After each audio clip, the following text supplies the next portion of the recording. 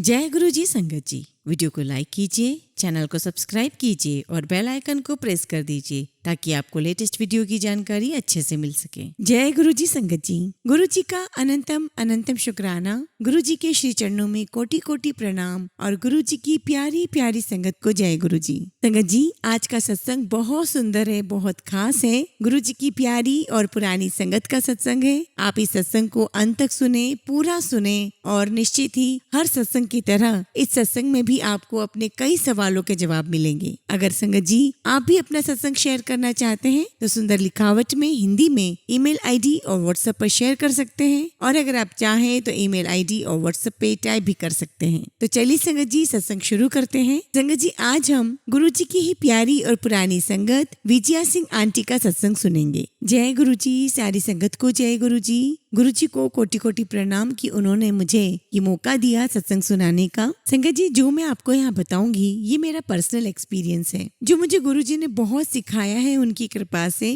संगत जी, मैं गुरु जी के पास पहली बार आई थी। मुझे मेरे पिताजी प्रेम सिंह लेकर आए थे खींचते खांचते 2001 में, जब मैं वापस सिंगापुर से इंडिया आई थी 2001। मुझे बहुत याद है क्योंकि मेरे पिताजी अक्सर मुझे महापुरुषों के पास ले जाया करते थे और मैं चली जाया करती थी। मुझे बहुत शौक था बचपन में। तो संगत जी, जब मैं वापस सिंगापुर से इंडिया आई थी तब मैं 26-27 साल की थी और रात में गुरुजी से मिलना थोड़ा वियर्ड मुझे लगा, क्योंकि मुझे रात को अपने दोस्तों के साथ बाहर जाना था और गुरुजी का दरबार लगता था 7 बजे। तो मैंने सोचा कि अब मैं कैसे करूंगी सब कुछ, लेकिन एनीवे अपने पिताजी को थोड़ा प्लीज करने के लिए मैं उनके साथ आ गई। तो पहले टाइम मेरे पिताजी ने मुझे कहा कि विजया, उनके पैर छूना है, सब लोग उनके पैर छूते हैं। और मेरे पिताजी ने मुझे बहुत समझाया था, बताया था कि गुरुजी हैं, ये सब कुछ जानते हैं और बोलना नहीं है, और ये पंजाबी में बोलते हैं। और मैंने सोचा कि मुझे हिंदी तो बड़ी मुश्किल से आती है, पंजाबी तो बहुत दूर की बात हो गई, मैं क्या समझूंगी, क्या सोचूंगी। तो सोचा चलो अपने पिताजी को प्लीज करने के लिए मैं चली जाती हूँ। और मेरी मम्मी ने भी मुझे बोला कि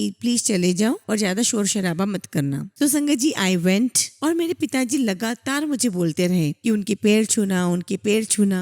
और संगत जी, मैं वैसी किस्म की लड़की हूँ कि जब तक मुझे दिल से कुछ नहीं आता मुझे कुछ भी करना वियर्ड लगता है। तो मैंने अपने पापा से बोला कि डैड, अगर ये अंतर्यामी हैं और इनको सब कुछ मालूम है तो मैं इनको पहली बार मिलने में धोखा दूं ना, मैं ये नहीं करूंगी। मैं उनको प्रणाम करूंगी लेकिन मैं उनके पैर नहीं छूंगी। और देखिए संगत जी, ये भी मेरी घमंड की बात थी। मैं चली गई। संगत जी, मैं वहाँ गई, मैं वहाँ बैठी और सोच में पड़ गई ये कैसे महापुरुष है, वेरी कोकाइड आइज, ये तो ठीक तरीके से देखते भी नहीं है। तो संगत जी देखिए कि मेरी बुद्धि कैसी थी, एक्चुअली रियली वेरी शॉकिंग। अब मेरे मन में सारे विचार चलते रहे और मैंने उनके पैर नहीं छुए। लंगर हुआ, हम वापस लंगर करके आए गुरुजी के पास आज्ञा लेने के लिए। तो गुरुजी ने मुझे कहा कि अगर तुम विश्वास नहीं करोगे तो तुम्हारा कल्याण कैसे होगा। और मैंने देखा कि बहुत सारे लोग, गुरुजी ने उन्हें खड़ा किया, उनके सत्संग हुए। और तो मैंने सोचा कि गुरुजी, अगर आप मुझे कुछ नहीं दिखाओगे तो मैं विश्वास कैसे करूंगी। और ये मेरा रिस्पॉन्स था उस टाइम संगत जी। तो संगत जी, मैं जाती रही और मेरे पिताजी मुझे बहुत गुरुजी के बारे में समझाते रहे कि वो गुरुजी ऐसे हैं, गुरुजी भगवान हैं, गुरुजी लॉर्ड शिव हैं। और संगत जी, जो बहुत लोग खड़े होकर के सत्संग करते थे वो अक्सर कहते थे कि गुरुजी जो है वो सदाशिव हैं। और संगत जी, मैं सोचती थी कि जो लोग यहाँ पर आते हैं क्या उनका दिमाग थोड़ा ऑफ है। मैंने सोचा कि ये महापुरुष तो हो सकते हैं लेकिन उससे ज्यादा तो नहीं हो सकते। और संगत जी, वहाँ पर बहुत सारी संगत जब अपना सत्संग शेयर करती थी या करते थे तो अक्सर ऐसा बोला करते थे कि जब मैं पहली बार आई या आया तो मुझे पता था कि ये कौन थे। तो मैं और सोच में पड़ गई कि मुझे तो कुछ पता ही नहीं है कि ये कौन है। तो उस टाइम पे संगत जी मैं बहुत सारे लोगों से मिलती थी। तो उस टाइम पे सभी को अंकल या आंटी बुलाया करते थे, किसी का नाम नहीं लेते थे। और मुझे ना किसी का नाम मालूम था, ना मैं किसी से बात करती थी, क्योंकि संगत जी वहाँ पर बताया जाता था कि यहाँ बैठो, चुप बैठो, चाय प्रसाद पियो, लंगर खाओ और चुपचाप अपने घर चले जाओ। तो संगत जी, जब मैं आती थी तो मैं सीधे ऑफिस से आया करती थी और मेरे मॉम एंड डैड अलग आते थे। तो संगत जी, जब मैं वहाँ गई तो एक बार गुरुजी वहाँ बैठे हुए थे। जब मैं गुरुजी के पास पहुंची तो गुरुजी कहते हैं, तू आ गई कंफ्यूज आंटी। संगत जी, मुझे गुरुजी पहले कंफ्यूज आंटी बुलाते थे। मैंने सोचा कि अरे कंफ्यूज क्या। तो जब गुरुजी ने बोला कि तू आ गई तो मैंने कहा हाँ जी गुरुजी आ गई। तो गुरुजी ने मुझे बोला कि तुम्हारे माता पिता कहाँ हैं। तो मैंने कहा कि गुरुजी आ रहे होंगे। तो गुरुजी कहते हैं कि हाँ अच्छी बात है, तू अलग से आया कर। सो आई सेड वेरी इंटरेस्टिंग। यहाँ पर तो लोग बताते थे कि गुरुजी अक्सर कहा करते थे कि फैमिली के साथ आया कर, सबके साथ आया कर, अगर घर में परेशानी है तो अकेले ही आ जाया कर, सबको ब्लेसिंग्स मिल जाती है, पहले सब समेट ले घर पे फिर आया कर। और मुझे बोल रहे हैं कि तू अलग आया कर। संगत जी, आपको टाइम टाइम पर जो गुरुजी कहते हैं वो आपको समझ में आता है, लेकिन समय समय पर आता है।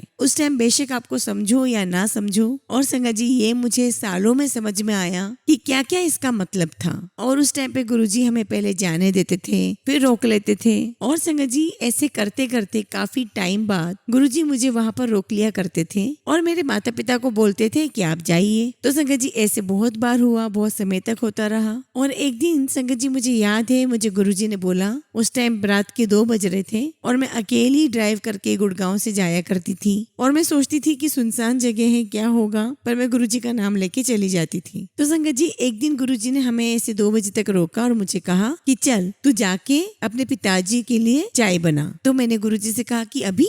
तो गुरुजी ने कहा हाँ। और संगत जी, मैं घर गई, पापा सो रहे थे, मैंने चाय बनाई और उनको बोला कि आपको पीनी है चाय। अब मेरे पापा गुरुजी के पास हर रोज आते थे तो मुझे कहते हैं हाँ हाँ पी रहा हूँ। Now my relationship with my father थोड़ी अजीब सी थी। हम बहुत लड़ते थे, हमें बहुत प्रॉब्लम्स होती थी। संगत जी, उस टाइम मुझे समझ में नहीं आया कि मैं अपने पापा की सेवा कर रही थी। He told me to do the seva of my father. तो गुरुजी मुझे कहते थे कि अच्छा, रंगीन रंगीन कुर्ते खरीद तेरे पापा के लिए। तो संगत जी, जब भी मेरी तनख्वाह आती थी मैं पापा के लिए कपड़े खरीदती थी। और फिर एक दिन गुरुजी मुझे कहते हैं कि तू जाके उनके कमरे को साफ कर। और संगत जी, मेरे फादर इतने पर्टिकुलर थे कि यहाँ की चीज वहां मत बदलो, वहां की चीज यहाँ मत बदलो। तो संगत जी, गुरुजी मुझे हर रोज बोलते थे कि जाके उनकी सफाई कर, कमरे की, उनके लिए चाय बना। तो गुरुजी मुझे अक्सर अपने पिताजी की खिदमत करने के लिए कहा करते थे, and which I found very strange sangat ji. And sangat ji, over time I realize that Guruji wanted me to grow to love my father more and do his seva. लेकिन ये सब मुझे बाद में समझ में आया। गुरुजी मेरे पापा की सेवा मुझसे करवाते थे, उस समय मुझे समझ में नहीं आया। और मुझे कितनी बार गुरुजी ने पिताजी को दिखाया है, पिताजी को छोड़ो संगत जी, बहुत बार गुरुजी ने दिखाया है कि लोग बहुत सारी गुरुजी की चीजें मानते थे जो बहुत आसान है करने में, लेकिन जो मुश्किल है वो नहीं करते थे। मैं अपने पिताजी का आपको प्राइम एग्जाम्पल बताती हूँ। तो पापा आए और मुझे कहते हैं कि बेटी मुझे थोड़े पैसे देना। तो मैंने बोला किस लिए? अच्छा, गुरुजी ने हमें इंसिस्ट किया है कि हम गाड़ी खरीदें। तो हमें लगता था कि गाड़ी खरीदने की जरूरत नहीं है। तो मैंने कहा कि रियली हमें तो गाड़ी की जरूरत नहीं है। तो मेरे पापा बोलते हैं कि नहीं, हमें लेना है। और उस टाइम संगत जी होंडा एकॉर्ड निकली थी नई नई और उसकी कीमत थी 20 लाख या कुछ। तो संगत जी, एक दिन गुरुजी ने पिताजी को कहा कि जब हम लोग उस टाइम पे जाएंगे, और संगत जी उस टाइम हम जा रहे थे बद्दी, तो गुरुजी ने कहा कि उस टाइम तक गाड़ी खरीदना काले रंग की। और संगत जी, मेरे पिताजी ना वो गाड़ियों के शौकीन थे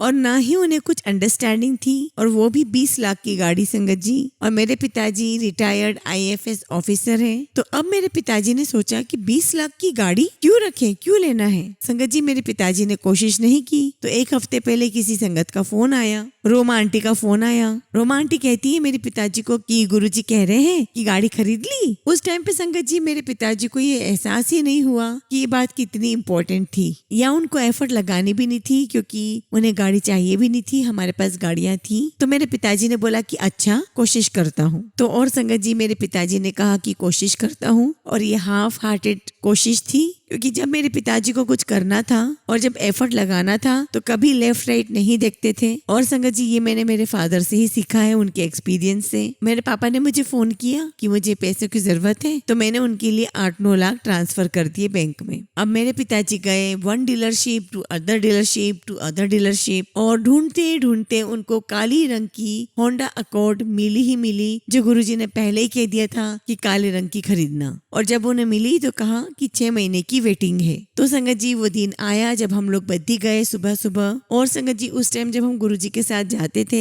तो 20-30 गाड़ियां लगी होती थी, और गुरुजी हमारा वहां पर एम्पायर स्टेट के सामने वेट कर रहे थे। और मैं उस दिन गाड़ी चला रही थी, और गुरुजी ने कहा कि पूरी फैमिली एक गाड़ी में बैठेगी, और मेरे पिताजी किसी और की गाड़ी में जाना चाहते थे क्योंकि उन्हें गपशप करनी थी। अब फंसे हम संगत जी। मैंने सोचा 6 घंटे में अपने पिताजी के साथ बैठूंगी कार में, हमारी लड़ाई तो होना निश्चित ही निश्चित है। तो एनीवे संगत जी हम लोग पहुंचे और गुरुजी हमारा वेट कर रहे थे और बस गुरुजी ने बोला कि प्रेम सिंह गाड़ी कहाँ है, तो पापा ने बोला कि नहीं मिली। और जब भी संगत जी कन्वर्सेशन शुरू हुआ तब मैं वहाँ पर खड़ी थी, तो मैंने देखा गुरुजी की शक्ल को और गुरुजी ने कहा अच्छा। तो पापा ने कहा कि गुरुजी हम वापसी में कर देंगे, 4 महीने की है, 5 महीने की बुकिंग है। तो गुरुजी टर्न अराउंड एंड सेड कि नहीं कोई लोड नहीं है, नो नीड, छोड़ दे, ठीक है। अब संगत जी मैं यहाँ पर आपको ये समझाना चाहती हूँ कि गुरुजी ने जो काम मेरे पिताजी को बोला था वो यहाँ पर मेरे पिताजी के कर्म कटवाना चाह रहे थे। जो हालत मेरे पिताजी की हुई 7 साल के लिए, 8 साल के लिए, मैं आपको बता भी नहीं सकती।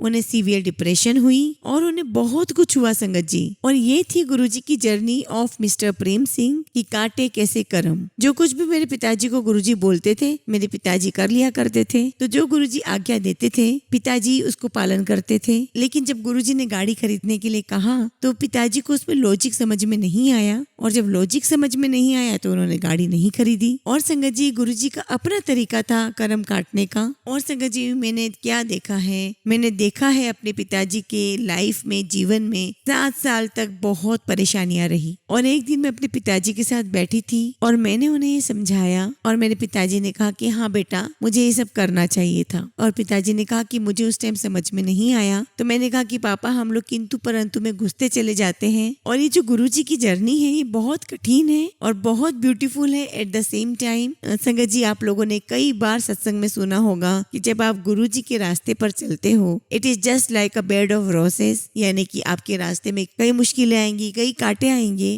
संगत जी मैंने देखा है मेरे पिताजी को बहुत सफर करते हुए और मैंने गुरुजी को भी देखा है मेरे पिताजी को हार्ट अटैक से बचाते हुए। और मेरे पिताजी को बहुत साल पहले बहुत तेज हार्ट अटैक आया था और उस टाइम मेरे पिताजी गुरुजी के साथ थोड़े नाराज थे और जो वो बोलते थे गुरुजी नहीं करते थे हर टाइम, क्योंकि गुरुजी का ये मकसद था कि आपको मैं सिखाऊंगा, स्पिरिचुअल ग्रोथ सिखाऊंगा। और यही एक कारण मुझे समझ में आया है कि गुरुजी हमसे मिले और हमसे इतने प्यार से मिले। गुरुजी यही एक कारण था संगत जी जो मेरी समझ में आया है। गुरुजी हमसे मिले, हमसे बहुत प्यार से मिले, हमारे लिए इतना सारा किया है only to help us grow spiritually. मुझे इसके अलावा कोई कारण नहीं दिखाई देता। और संगत जी मेरी जर्नी में मैंने सीखा है कि गुरुजी से कैसे प्यार करना है। मैं हर टाइम गुरुजी के पास जाती थी और मैं हर समय गुरुजी से बोला करती थी कि गुरुजी आप हर समय लोगों को चमत्कार दिखाते रहते हो, आप जिनको भी खड़े होकर सत्संग सुनाने के लिए बोलते हो वो सुनाते हैं और सत्संग में यही रहता है कि ये मिरेकल हुआ, वो मिरेकल हुआ और आप तो मुझे कुछ देते ही नहीं। और संगत जी ये मेरी हर टाइम कंप्लेन रहती थी और गुरुजी हंसने लग गए। और संगत जी एक बार की बात है मैं बैठी हुई थी गुरुजी के पास और मेरे गॉल ब्लैडर पे स्टोन्स हो गए थे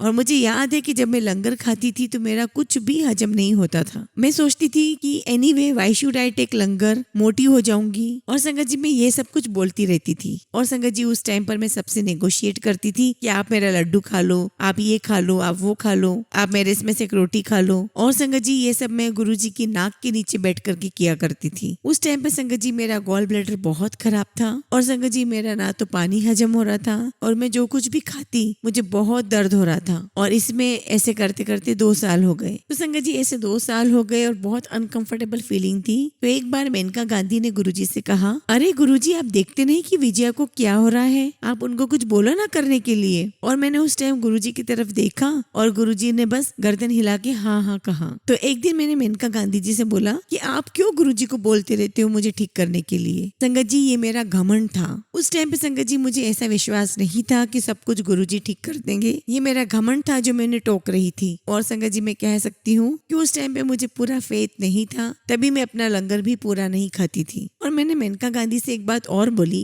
कि अगर ये सब कुछ जानते हैं और इनको सब कुछ मालूम है तो आपको इनको कुछ बोलने की जरूरत ही नहीं होनी चाहिए। आप क्यों इनको बोलते रहते हो? जो ये करेंगे वो उसी टाइम पर करेंगे। और फिर एक दिन संगत जी आउट ऑफ द ब्लू संगत जी मेरे महीनों निकल गए थे। संगत जी मेरी सफरिंग इतनी खराब थी, इतनी बुरी थी कि मैं आपको बता भी नहीं सकती हूँ। लेकिन मैं ढीठों की तरह वहां जाकर के बैठ जाती थी और मैं अपने आप को बोला करती थी कि देख लेते हैं, शायद मैं यहीं पर मर जाऊं, क्योंकि गुरुजी को तो कुछ बोलना ही नहीं है। और एक दिन गुरुजी ने मेरे पिताजी को देखा और बोला कि 4 दिन के अंदर इनका ऑपरेशन करवाओ। और मेरे पिताजी गुरुजी की तरफ देखे कि गुरुजी 4 दिन में? तो गुरुजी कहते हैं हाँ 4 दिन में। And sangat ji you don't believe that with in 4 days doctor Chaubey organize the thing, और वो इस स्पेशलिटी में बहुत बेस्ट डॉक्टर थे, और मुझे जो डेट मिली विद इन 4 days और हमने ऑपरेशन करवा दिया फिर। और संगत जी मुझे 4 दिन के अंदर अंदर की डेट मिली और सब कुछ ऑर्गेनाइज हो गया। लेकिन संगत जी मेरी हालत इतनी बुरी थी 1 साल तक, और मैं हमेशा गुरुजी से बोला करती थी कि गुरुजी इतने सारे लोगों को इतनी बुरी बुरी बीमारियां हुई है, कैंसर हुआ है, और वो तो मिनटों में ठीक हो गए। और तब मुझे समझ में आया संगत जी कि ये मेरी खुद की कार्मिक सफरिंग है, और गुरुजी डिसाइड कर लेते थे कि ये मेरे लिए अच्छा है या नहीं। और संगत जी बहुत स्ट्रेंज बात थी, और इसका रियलाइजेशन बहुत बाद में जाके रियलाइजेशन हुआ कि ये मेरे लिए ठीक है, मेरी एजुकेशन के लिए ठीक है। तो ये नहीं होता संगत जी कि जो गुरुजी के पास आएगा, मैं बहुत सत्संग सुनती रहती हूँ कि आपका ये कल्याण हो जाएगा, कि 2 सेकंड में आपका ये हो जाएगा, वो हो जाएगा। और संगत जी मेरा पर्सनल एक्सपीरियंस है कि मैंने बहुत कुछ सहन किया, और मैं हमेशा गुरुजी के पास जाती थी कुछ मांगने। मैं गुरुजी से चीजें मांगती थी, और गुरुजी हमेशा कहते थे कि अपने पापा के पास जा, अगर वो बोल देंगे तो मैं तुझे ब्लेस कर दूंगा। और मैं सोचती रही कि मैं तो आपके पास आ रही हूँ, इससे मेरे पिताजी का क्या लेना देना। तो संगत जी जब मैं गुरुजी के पास आती थी तो मुझे कुछ नहीं मिला, ना फिजिकली ना फाइनेंशियली, और जो कुछ भी मैंने सोचा था, जो भी मेरी डिजायर थी, वो कुछ नहीं मिला। और संगत जी मुझे याद है कि मुझे जॉब चाहिए थी, और मैं वहाँ बैठी रहती थी। मुझे पूरा 1 साल कोई काम नहीं था, और मैं बहुत कंफ्यूज थी कि मैं क्या करूँ। और गुरुजी मुझे कहते थे कि तेरी एक्सटेंडेड फैमिली है ना, तू उनके साथ जाके काम कर। और मैंने सोचा कि मुझे वहाँ पर काम नहीं करना, सो आई सेड नो। और संगत जी मैंने सोचा कि मुझे वहाँ पर काम नहीं करना, और मैं बोलती थी गुरुजी नहीं, गुरुजी वहाँ पर नहीं। संगत जी ये जनवरी 2006 की बात है। गुरुजी ने मुझे कहा कि तू वहीं पर काम करेगी। तो मैंने कहा कि गुरुजी कोई भी मुझे वहाँ से काम नहीं देगा। तो गुरुजी कहते हैं कि मैं तुझे बताता हूँ, महापुरुष की बात कभी मत टाल, तेरा अंकल तुझे काम देगा। तो मैंने सोचा कि अच्छा रियली। अब संगत जी आया अगस्त का टाइम, ना मुझे मेरे अंकल ने ऑफर दिया काम, ना किसी और ने ऑफर किया। और गुरुजी ने मुझसे एक दिन पूछा कि तेरी बहन ने तुझे नौकरी नहीं दी। तो मैंने जब कहा कि गुरुजी मुझे अभी तक कुछ नहीं मिला और ना ही मुझे मिलेगा, तो गुरुजी कहते हैं ना, महापुरुष ने जब बोल दिया तो बोल दिया। अब संगत जी अगस्त में मेरी मम्मी मेरे अंकल से मिली राखी के लिए, तो उन्होंने कहा कि अच्छा विजया क्या कर रही है आजकल। तो मेरी माँ ने कहा कि वो तो नौकरी ढूंढ रही है। अब संगत जी आप सुनिए, sangat ji while I was looking for a job I found something a kind of light. ये मंथ ऑफ अगस्त था, और मैं अपने इंटरव्यू के लिए जाती रही, और उसी टाइम में मेरी माँ ने मेरे अंकल के साथ ही कन्वर्सेशन की। तो मेरी माँ ने मुझे बोला कि तुम्हारे अंकल ने तुम्हें बुलाया है। और संगत जी मैं इस टाइम पे भूल चुकी थी कि मुझे वहां पर कभी काम करना है। मैं ये भी भूल गई थी कि गुरुजी ने कहा था कि तू वहीं पर काम करेगी। तो मैं गई उनके पास अपने सारे डॉक्यूमेंट और रेज्यूम लेकर के। और संगत जी अगस्त खत्म हो गया था और सितंबर लग गया था, और करीब मुझे एक जॉब मिल गई थी, और वो काफी ठीक थी। और वो जॉब मुझे मेरी मेहनत से मिली थी, मेरा कोई कनेक्शन नहीं था। और वो हांगकांग बेस्ड होएगा, और वो लंदन बेस्ड होएगा, और दिल्ली बेस्ड होएगा। अब मैं अपने अंकल से मिली और अपना रेज्यूम दिया, और मैंने अंकल को कहा कि आप मेरा रेज्यूमे अपने दोस्तों को शेयर कर दीजिए, और मुझे ना मार्केटिंग का ही जॉब चाहिए। और संगत जी इससे पहले मैंने गुरुजी से प्रार्थना की थी कि गुरुजी आपको जो समझ में आए आप मेरी वहीं पर नौकरी लगा देना। अब संगत जी जैसे ही मैंने कन्वर्सेशन स्टार्ट की, मेरे अंकल घूमे और मुझे कहा कि Vijaya why don't you work with us. And sangat ji I can not tell you I was shocked. और ये जो अंकल है उनके साथ मेरा बहुत ही फ्रेंडली रिलेशन है, और मैंने कभी जिंदगी में नहीं सोचा था कि वो मुझे कभी नौकरी देंगे। अब संगत जी अब आया टाइम, मुझे ना ये नौकरी चाहिए थी, क्योंकि मुझे एक और नौकरी मिल गई थी, वो भी मुझे अपने बल पर। और संगत जी अब मैं हो गई थोड़ी कंफ्यूजन, क्योंकि मेरे हाथ में कोई जॉब लेटर भी नहीं था, और मुझे बहुत कंफ्यूजन हो गई क्योंकि मेरे पास 2 जॉब ऑफर थे। अब एक जॉब वो जो मुझे लंदन सिंगापुर वहाँ एक्सपोजर दे रही थी, दूसरी जो थी वो मेरे अंकल की कंपनी थी जहाँ मुझे बिल्कुल काम नहीं करना था। अब संगत जी मैं बहुत कंफ्यूज हो गई कि क्या मैं गुरुजी के पास जाऊँ, पूछूं कि कौन सी करूँ। और मैंने संगत जी एक आंटी को फोन किया और बोला कि आंटी मैं क्या करूँ इस सिचुएशन में। तो वो मुझे कहने लगी कि विजया तुमको गुरुजी ने क्या बोला था। तो मैंने बोला कि उन्होंने कहा कि तुम्हें तुम्हारे अंकल के साथ काम करना चाहिए, पर मैं उनके साथ नहीं करना चाहती। तो वो मुझे कहती कि जवाब तुम्हारे पास खुद है। और फिर संगत जी ऐसे मैंने अंकल की जॉब ज्वाइन कर ली। और संगत जी मुझे वहाँ पर बहुत परेशानियां हुई, बहुत ज्यादा मैंने सहन किया। और संगत जी मैंने बहुत सहा, और मैं वहाँ पर 14 साल के लिए थी। ना मेरी तरक्की हुई ना कुछ हुआ, लेकिन संगत जी मुझे इस जर्नी में बहुत सारी हर्डल, बहुत सारी मुसीबतें मिली। और मैं कहना चाहूंगी संगत जी की मेरी लाइफ का बेस्ट टाइम था। अगर मैं अपने कलीग्स के साथ रिलेशनशिप की बात करूँ तो मुझे उनसे बहुत प्यार, बहुत रिस्पेक्ट मिला। और संगत जी, मैं अपनी जॉब में बहुत कुछ बेटर कर रही थी ताकि मुझे और बेटर अपॉर्चुनिटीज मिलती रहे। मैं जॉब में स्टक हो चुकी थी और गुरुजी ने मुझे वो जॉब दिया। और मेरा पूरा ये मकसद है आपको ये बताने के लिए कि काफी बार गुरुजी आपको वहां धकेल देते हैं जहां आपको बहुत कुछ लर्न करना है, और वो टाइम आपको काफी बार कठिन लगेगा। और मुझे आज भी अच्छे से याद है कि मेरे हर महीना, मेरा हर टाइम बहुत मुश्किल से कट रहा था और मैं बोलती थी कि गुरुजी मुझे बिल्कुल प्यार नहीं करते और उन्होंने मुझे वहां भेज दिया जहाँ मुझे कुछ भी पसंद नहीं है। यहाँ के लोग ऐसे हैं, ना मेरी तरक्की होगी कभी। और मैं बहुत रोती रही। और फिर संगत जी, एक दिन मुझे पता नहीं कहाँ से ही समझ में आया अपने आप से कि किसी कारण से गुरुजी ने मुझे यहाँ पर रखा है, because I am going through my कार्मिक क्लींजिंग। संगत जी, मैं अक्सर पुरानी संगत के साथ बैठा करती थी तो वो अक्सर पुरानी संगत मुझे कहा करती थी कि ये सब कुछ हमारे कर्मों का खेल है और कभी कभी गुरुजी आपके कर्म साफ करेंगे और कभी ना करेंगे, कभी 90% करेंगे, कभी 100% करेंगे। और तब मुझे एहसास हुआ कि ठीक है, मैं ठीक हूँ यहाँ पर। और मैंने सोचा कि ठीक है, मेरे पास जॉब है, मेरे पास गुरुजी है और जो भी मुझे झेलना है मैं झेलूंगी, क्योंकि शायद गुरुजी मेरे कोई ना कोई कर्म काट रहे हैं। संगत जी, आपने बहुत सारी लोगों की जर्नी सुनी होगी जिसमें बहुत अच्छा समय सुना होगा। मैं अपने जर्नी का वो समय बता रही हूँ जिसको मैं बहुत मुश्किल से मैंने काटा है। खूब रोना धोना किया मैंने, बहुत टफ टाइम निकाला और मैं 1 साल तक गुरुजी से रूठ भी गई थी। और गुरुजी हमेशा पिताजी को कहते थे कि बेटी को बता, मैं उसको याद कर रहा हूँ। क्योंकि मुझे एक दिन याद है कि मैंने उनसे कुछ पूछा तो गुरुजी ने मुझे बोला कि जाओ अपने पिताजी से पूछो। तो मैं बहुत अपसेट हो गई और गुरुजी ने मुझे सबके सामने बहुत बुरी तरीके से डांटा। और जब गुरुजी ने मुझे डांटा तो मैं बहुत अपसेट हो गई और फिर मैंने रिफ्यूज किया कि मैं अब कभी भी नहीं जाऊंगी वहां पर। और मैं 1 साल तक गुरुजी के पास नहीं गई। मेरे पास जितने भी फोटो थे मेरी दीवार की साइड पर, मेरे पलंग पर या मेरे पलंग के साइड में जो लॉकेट्स थे वो सब मैंने हटा दिए और मैंने वो सारी चीजें मंदिर में रख दी अपने माता पिता के साथ। और मैंने अपने माता पिता को बोला कि मुझे कुछ भी मत बोलना 1 साल तक। और 1 साल तक पापा मेरे पास आते और कहते कि गुरुजी तुझे याद कर रहे हैं। और संगत जी, ये बहुत बड़ी बात है कि एक ईश्वर, एक भगवान आपको लगातार आपको याद कर रहा है, आपके बारे में पूछ रहा है।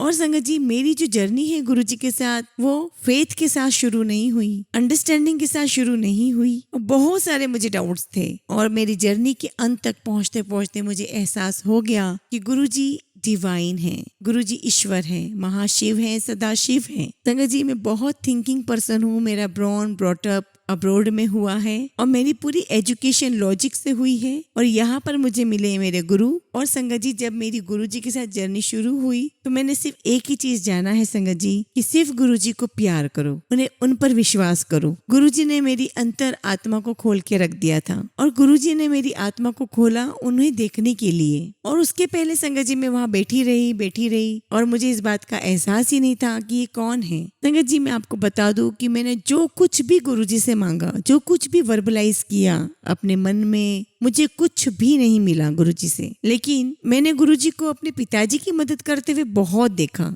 गुरुजी ने मेरे फादर की बहुत मदद की, लेकिन मेरी जो जर्नी थी गुरुजी के साथ वो बहुत बहुत डिफरेंट थी। मुझे कई बार लोग कहते हैं कि अपना सत्संग सुनाओ, तो मैं सोचती हूँ कि अगर मैंने अपना सत्संग सुनाया तो काफी सारे लोग डर जाएंगे। एक बार मुझे याद है कि एक संगत थी पंजाब से और गुरुजी ने उन्हें बोला कि इससे जाकर के बात करो, और वो पंजाबी बोलते थे और मैं सोचती थी कि मैं कैसे समझूंगी। तो उन्होंने मुझे कहा कि तुम्हें पता है गुरुजी is the hardest Guru to follow. मैंने कहा कि रियली? तो वो कहते हैं हाँ। तो मैंने कहा कि ठीक है, मैं आप पे विश्वास करती हूँ, लेकिन बहुत सारे लोग संगत में हैं जिनके लिए गुरुजी बड़े आसान हैं। तो मैंने कहा उन्हें गुरुजी ने ड्रीम में दर्शन दिए हैं, काफी सारे एक्सपीरियंसेस गुरुजी ने दिए हैं, गुरुजी की खुशबू आती रहती है। तो उन्होंने कहा वो इसलिए क्योंकि गुरुजी ने ये अलाउ किया है। तो उन्होंने कहा कि आपकी जो जर्नी है गुरुजी के साथ शायद उसका मकसद अलग है। और संगत जी, मैंने यही सीखा कि मेरी जो जर्नी है गुरुजी के साथ वो बाकी सबसे बहुत अलग है। अब आता है टाइम संगत जी जब लोग कहते हैं कि गुरुजी से जोड़ो, अपना कनेक्शन जोड़ो।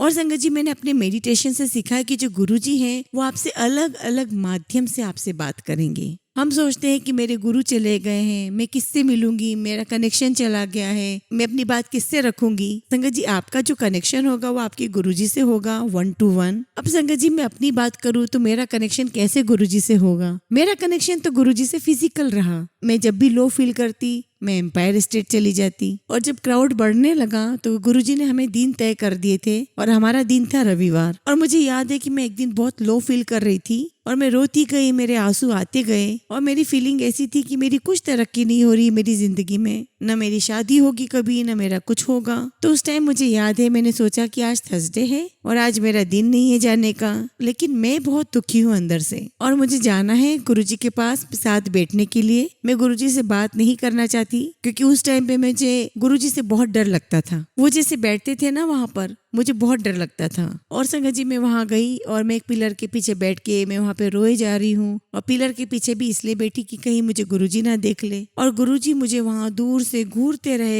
रहे और मैंने सोचा कि अब तो मुझे डांट लगेगी यहाँ पर, क्योंकि आज थर्सडे है और आज मेरा दिन नहीं है और मैं यहाँ पहुंच गई हूँ। परंतु संगत जी गुरुजी सो काइंड, सो लविंग। जब मैं माथा टेकने गई और मैं जब भी गुरुजी के पास जाती थी मेरा सिर्फ एक ही मिशन होता था और मैं सिर्फ गुरुजी के पैरों को देखती थी और मुझे सिर्फ उनके पैरों को छूना होता था। और जब मैं वहां पर गई तो मैंने सोचा कि अब तो मुझे बहुत झाड़ लगेगी और गुरुजी मुझ पर बहुत गुस्सा करेंगे। आई कांट टेल यू संगत जी हाउ लविंग ही वॉज। तो मुझे कहते हैं गुरुजी अच्छा बेटी आ गई। तो मैंने कहा जी गुरुजी। तो कहते हैं अच्छा तू बैठ जा। और गुरुजी ने मुझे उस दिन रात की 3 बजे तक वहीं रखा। और संगत जी जब मैं वहां से निकली तो मुझे ऐसा महसूस हुआ कि जैसे मेरे कंधों से बहुत सारा दुनिया का बोझ उतर गया है। मैं जब वहां आई थी बहुत सारे प्रश्न लेकर आई थी, बहुत सारे क्वेश्चन लेकर आई थी, लेकिन मैंने कुछ भी नहीं पूछा, लेकिन मैं अंदर से पूरी हल्की हो गई थी। देखो कितने दयालु थे गुरुजी। और मुझे याद है कि गुरुजी मेरे सपनों में आते गए और बहुत बार उन्होंने मुझे सिखाया कि तू अपने गुरु के लिए क्या करेगी। और गुरु शिष्य का जो रिश्ता है संगत जी वो एक तरफा नहीं हो सकता,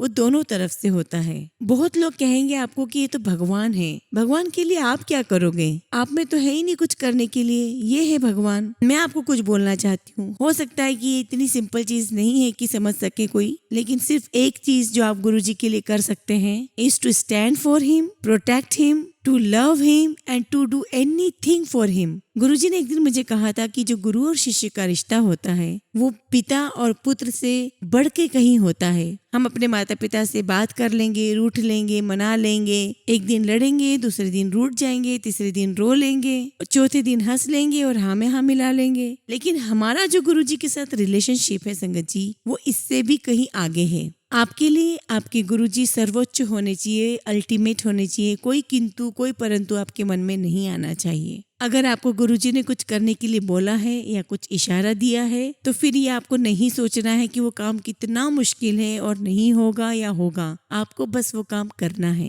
हो सकता है कि उस काम को करने में आपको बहुत ह्यूमिलेटिंग फील हो, आपको बहुत तकलीफ हो, बहुत कष्ट हो, लेकिन आपको वो काम करना है। आप याद रखिएगा हमेशा आपके साथ आपके गुरुजी हैं और गुरुजी के साथ आप हैं। संगत जी ये सब मैं आपको इसलिए बता रही हूँ क्योंकि ये सब कुछ मैंने सीखा है गुरुजी से, मैंने खुद ने एक्सपीरियंस किया है। संगत जी मैंने बहुत मुश्किल भरा समय निकाला है, मैं बहुत रोई हूँ। मैंने कई बार गुरुजी से बोला है कि गुरुजी आप मेरा ये काम क्यों नहीं कर देते, तो गुरुजी हमेशा कहते थे कि तेरे पास बुद्धि है तो अपनी बुद्धि लगा। मैंने तुम्हें ये सब क्यों सिखाया है, अपनी बुद्धि इस्तेमाल कर जो तुझे सिखाया गया है। और हमेशा गुरुजी ने सिखाया है कि जब भी तुम आते हो हमेशा अपना दिमाग खाली करके आओ अपने जूते के साथ। इसीलिए संगत जी हमेशा गुरुजी कहते हैं कि आप अपना घड़ा खाली करो, अपने दिमाग का घड़ा खाली करो और फिर मैं उसे भरूंगा। और फिर जब मैं तुम्हें भरूंगा और बुद्धि तुम्हें दूंगा तो फिर उस बुद्धि को तुम्हें इस्तेमाल करना होगा। जब गुरुजी ने समाधि ली और मुझे कितने लोग मिले, कितने लोगों ने क्या कुछ कहा, तो मैं सोचती थी कि ये तो गुरुजी के बहुत नजदीक हैं, इन्हें तो बहुत कुछ पता होगा, ये बातचीत करते थे, इन्हें तो बहुत कुछ मालूम होगा और ये संगत में है।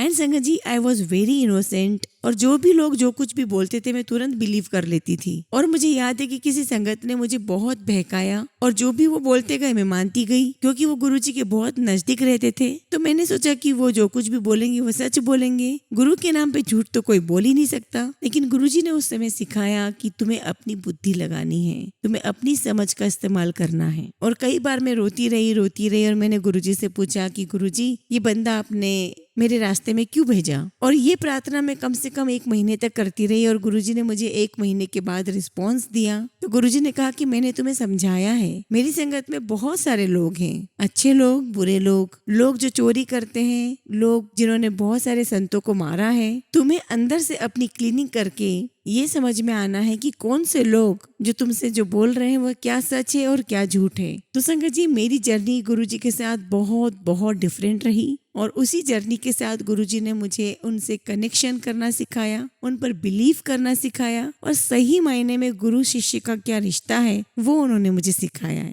आप सभी संगत से यही रिक्वेस्ट करती हूँ कि गुरुजी से डीपली कनेक्शन बनाइए, किसी की कहने में मत आइए, किसी की बातों में मत आइए। गुरुजी ने आपका हाथ थामा है तो गुरुजी ने आपको समझ भी दी होगी। अब मैं अपना सत्संग यही विराम देती हूँ। गुरुजी ने अगर आगे आज्ञा दी तो मैं जरूर अपना सत्संग शेयर करूंगी। जय गुरुजी, शुक्राना गुरुजी। संगत जी, हमेशा की तरह हम अपने सत्संग का अंत एक कहानी से करेंगे। किसी गाँव में एक बूढ़ा व्यक्ति अपने बेटे और बहू के साथ रहता था। परिवार सुखी संपन्न था, किसी तरह की कोई परेशानी नहीं थी। बूढ़ा बाप जो किसी समय अच्छा खासा नौजवान था, आज बुढ़ापे से हार गया था। चलते समय लड़खड़ाता था, लाठी की जरूरत पड़ने लगी, चेहरा झुर्रियों से भर चुका था, बस अपना जीवन किसी तरह व्यतीत कर रहा था। घर में एक चीज अच्छी थी कि शाम को खाना खाते समय पूरा परिवार एक साथ टेबल पर बैठकर खाना खाता था। एक दिन ऐसे ही शाम को जब सारे लोग खाना खाने बैठे, बेटा ऑफिस से आया था, भूख बहुत ज्यादा लगी थी तो जल्दी से खाना खाने बैठ गया और साथ में बहू और उसका बेटा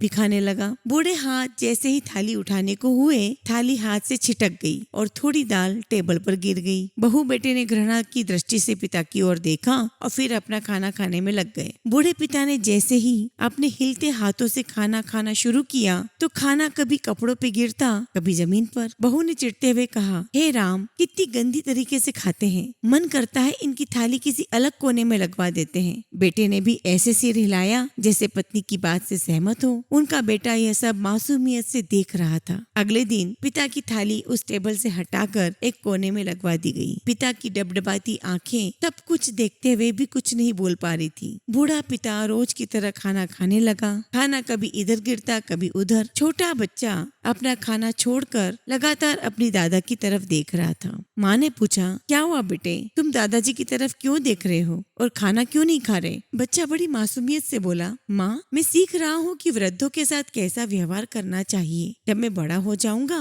और आप लोग बूढ़े हो जाओगे तो मैं भी आपको इसी तरह कोने में खाना खिलाया करूंगा। बच्चे के मुंह से ऐसा सुनते ही बेटे और बहू दोनों कांप उठे। शायद बच्चे की बात उनके मन में बैठ गई थी, क्योंकि बच्चे ने मासूमियत के साथ एक बहुत बड़ा सबक दोनों को दे दिया था। बेटे ने जल्दी से आगे बढ़कर पिता को उठाया और वापस टेबल पर खाने के लिए बिठाया और बहू भी भागकर पानी का ग्लास लेकर आई और पिताजी को कोई तकलीफ न हो सेवा करने लगी। संगत जी, इस कहानी से क्या शिक्षा मिली? यही कि माँ बाप इस दुनिया की सबसे बड़ी पूंजी है। आप समाज में कितनी भी इज्जत कमा ले या कितना भी धन कमा ले, इकट्ठा कर ले, लेकिन माँ बाप की इज्जत नहीं है, माँ बाप को सम्मान नहीं है तो उस धन का इस दुनिया में कोई काम नहीं है। और ऐसे ही हमारे परम पिता, हमारे गुरुजी हमारे माँ बाप से बढ़कर है, हमारे माता पिता समान है, तो हमें गुरुजी की भी उतनी ही रिस्पेक्ट करनी है जितनी हम अपने माँ बाप की करते हैं, और बल्कि उससे भी बढ़कर करनी है, क्योंकि दुनिया में इससे बड़ा कोई धन नहीं है। जय गुरुजी, शुक्राना गुरुजी।